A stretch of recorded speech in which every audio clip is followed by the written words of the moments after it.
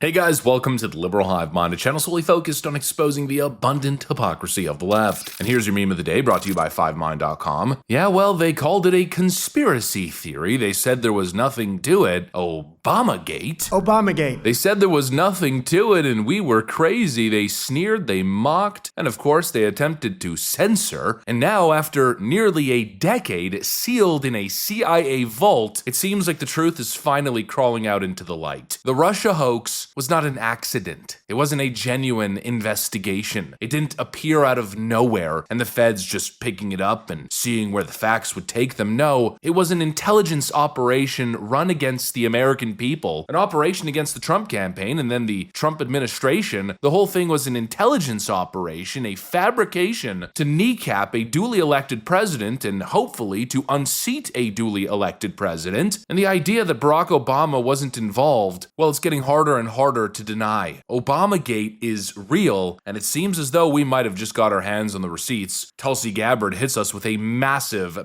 announcement. Let me show you guys exactly what's going on. We got some stuff to get into, so let's roll the tape. All right, folks, so just take a look at this Fox News report. The Director of National Intelligence, Tulsi Gabbard, releasing a bombshell report today that shows a conspiracy by a sitting president, Barack Obama, and his intel agencies to sabotage the president-elect, Donald Trump, brainwash the electorate, and undermine the legitimacy of an election. There is irrefutable evidence that detail how President Obama and his national security team directed the creation of an intelligence community assessment that they knew was false. They knew it would promote this contrived narrative that Russia interfered in the 2016 election to help President Trump win, selling it to the American people as though it were true. It wasn't. Gabbard got her hands on a House intel report that's been locked away in a CIA vault for almost a decade. Investigators spent over 2,000 hours looking into how the Russia hoax was born, interviewing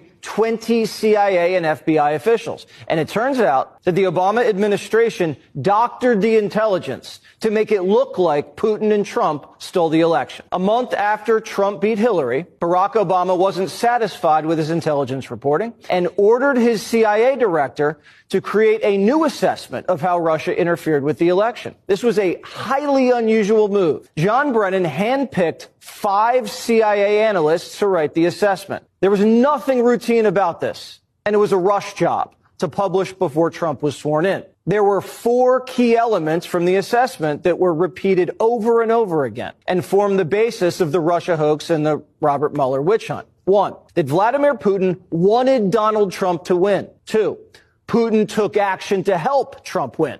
3, the Russians had blackmail on Trump. That was the Steele dossier. And 4, that the Russians tried colluding with the Trump campaign. None of any of this was ever true. There was no reliable intelligence to support any of these allegations. Senior CIA officials repeatedly refused to traffic in these allegations, but they were repeatedly overruled by CIA Director Brennan and FBI Director Comey, who insisted that they be pushed, even without verifiable evidence. The Obama administration cherry-picked the intelligence, lied about their sources, misquoted sources, didn't corroborate their claims, suppressed intelligence that ran counter to their narratives, and even used anonymous internet postings. Rank and file CIA admitted what they were doing violated their own tradecraft standards. There was a massive pressure campaign that came right from the top. CIA analysts say they received unusual directives from political appointees, the CIA director, and Obama himself. This is how the Russia hoax was born. What this report actually shows is that the Russians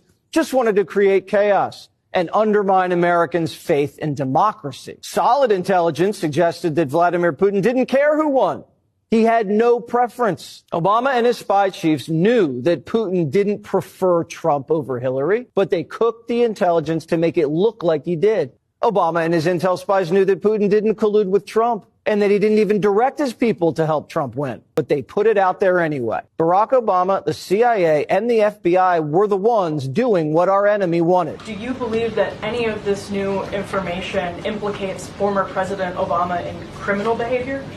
We have referred and will continue to refer all of these documents to the Department of Justice and the FBI to investigate the criminal implications of this. For even former President Obama? Correct. The evidence that we have found and that we have released directly point to President Obama leading the manufacturing of this intelligence assessment. There are multiple pieces of evidence and intelligence that confirm that fact. Holy frickin' moly. 20 former CIA and FBI insiders are now blowing the whistle, and they're pointing the finger directly at Barack Obama. This, my friends, was what Peter Strzok and Lisa Page were referring to as their backup plan. The Hillary Clinton campaign needed a failsafe for 2016. They needed to manufacture a narrative bomb that they could wield against Donald Trump, and so enter in the Steele dossier, enter in a foreign British spy working with the Hillary Clinton campaign, working with John Brennan and other characters, falsifying evidence to create this little insurance policy that they needed. And well, of course, we've gone through Russiagate a million frickin' times, but now it seems like the whole thing might have been orchestrated by Barack Obama, and that was the core claim of Obamagate in the first place. Well, now, folks, it seems the whole thing is cracking. We got actual department insiders telling us that this whole thing was a coordinated political weaponization campaign. And I don't know about you guys, but it seems like we might be on the precipice of something absolutely massive. We've got new documents relating to the Clinton Foundation's cash machine. We've got supposedly new evidence suggesting a Biden bribe from the Ukrainian energy firm Burisma to Joe Biden and Hunter Biden, $5 million